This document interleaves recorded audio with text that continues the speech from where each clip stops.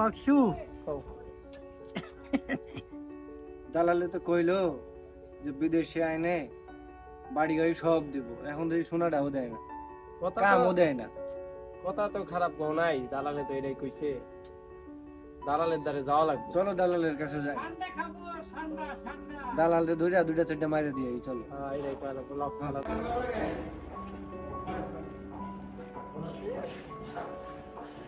আসসালামু আলাইকুম বড় ভাই। অবস্থা কেমন আছে? তুই দিদি মিটিং কন্টাক্ট দিছিলাম কন্ট্রাক্টরে। আপনি যে কন্ট্রাক্ট চাইতেছেন আর আমার কাম দেন না, এটা কাজ হইলো এত টাকা পয়সা দেয় আপনারা বুঝে পাই না। আপনি বিরাট টাকা লাগে কি কিনেন আমাকে? কি বলছেন? 1 বছরের গাড়ি বাড়ি নারী সবই হয়তো ঠিক মতো খাইতেই পারি না। নারী কথা বলছি, গাড়ি বাড়ি খাইতে পারি না, গাড়ি বাড়ি কোনো কমে এক বছর থাকেন কোন জায়গায়? খাই করি বাড়িতে ঘরে থাকেন না, খাইতে আসেন তো 20 কিলোমিটার দূরে দিয়ে কিনে আসেন গাড়িতে।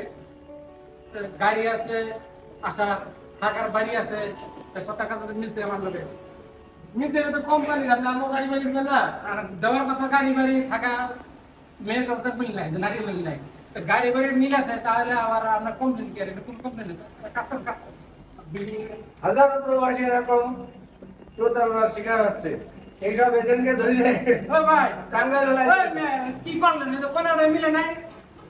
নেক্সট টাইম পরের বিলে কার কন্ট্যাক্ট করুন, আমি কইলে। ওকে ওকে।